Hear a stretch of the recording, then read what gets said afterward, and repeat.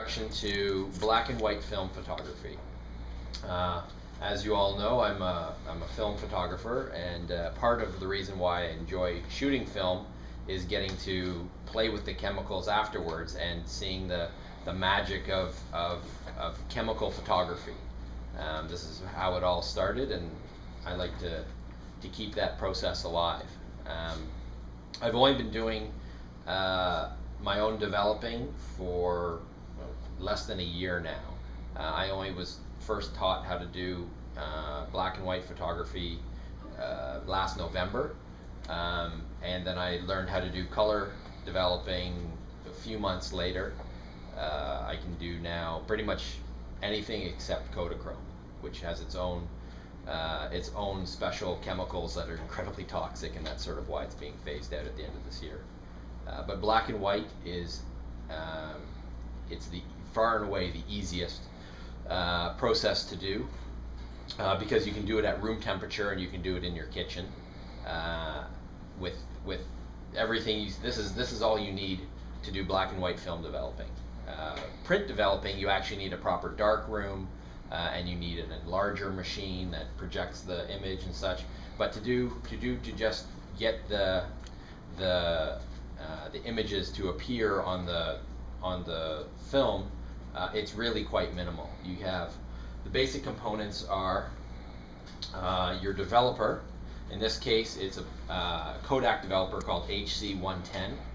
It's sort of a good all-around developer. There are many other different types. A popular one is called Rodinal, which has a very different type of developing. With this, it takes about 5 minutes. With Rodinal, but it's 5 minutes where you have to stand next to it and you have to do a bunch of stuff that I'll show you. Basically, just turn it upside down. Rodinal, you leave it for an hour.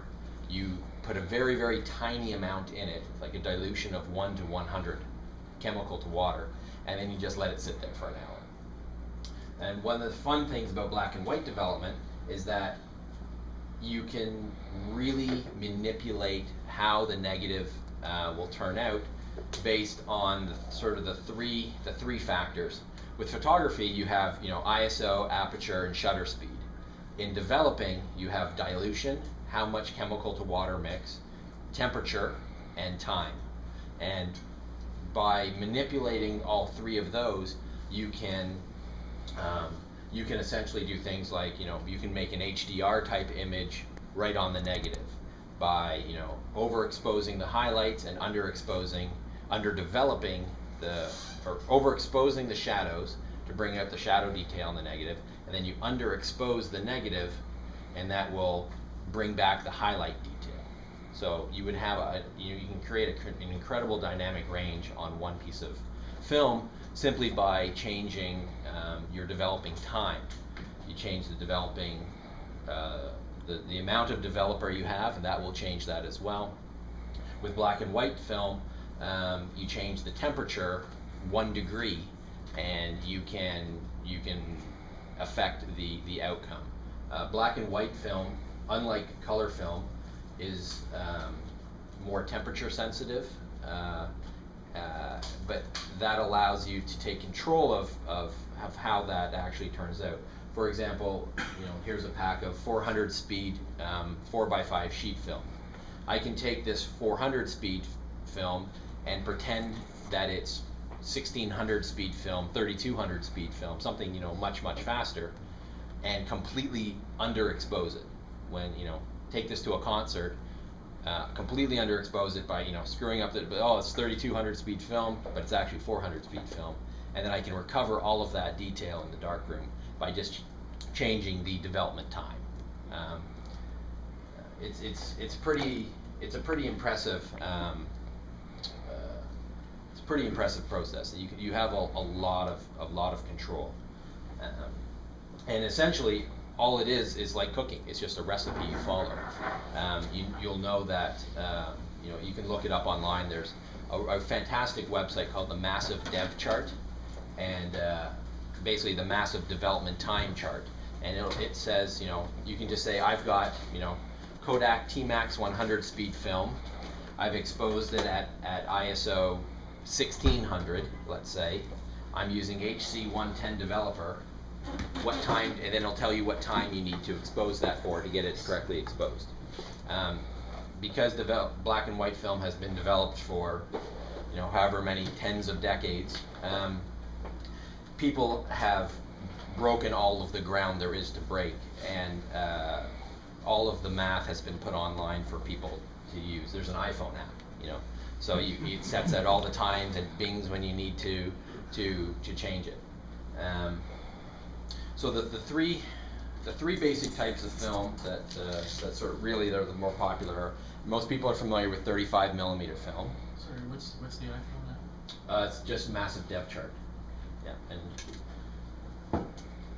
well, I do it with a simple kitchen timer. It basically gives you this, and you can change it to, let's say you're in a dark room, it'll do the low light version of it, so that it's not going to affect your prints. But I do daylight development, so that it basically tells you this, and then at the bottom it says development.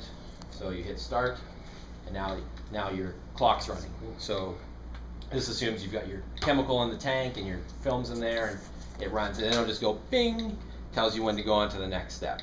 And I've already told it I'm shooting HP5 with a regular dilution and a certain temperature. You can change all those, and it'll calculate it all for you. It's pretty easy and pretty. It's just a recipe, and if you can cook, you can follow a recipe, you can develop at home. The next type of film, which is medium format. I should say he has become a much better cook. What about the chemicals? Well, the chemicals get into the food, but we don't worry about that. The next type of film, the slightly larger version, is medium format film, also called 120, and it comes in a sheet like this, and you usually get about between 10 to 16 shots on a roll, depending on the aspect ratio of the film. 6 by 4.5 centimeters by 4.5 centimeters is one.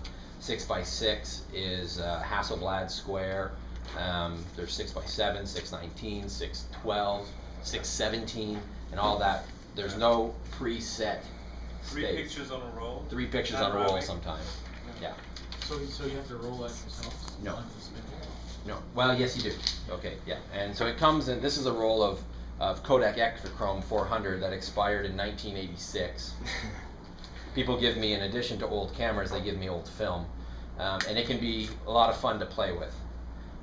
So 120 film comes on its own little spool, like this. And so you'll load this in the camera.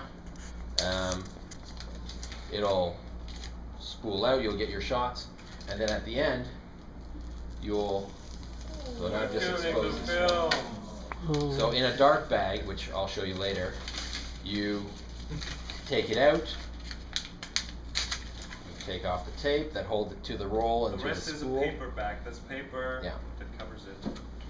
And the paper bag has all of your film frame numbers on it.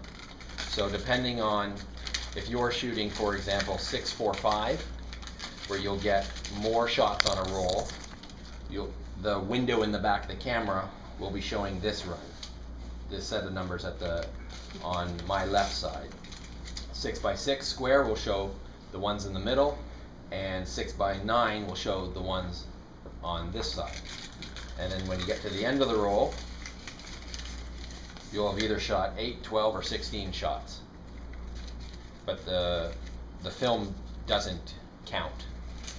The film doesn't know what, obviously, what type of camera you're using, so it gives you the flexibility to use any of them. Whereas 35 millimeter, it's pretty much set ahead of time. You already know you're getting a 36 roll, and there's only one format, the full frame, the 24 millimeter 36. So that's that. 4 by 5 sheet film, which is what I currently like shooting, looks like this.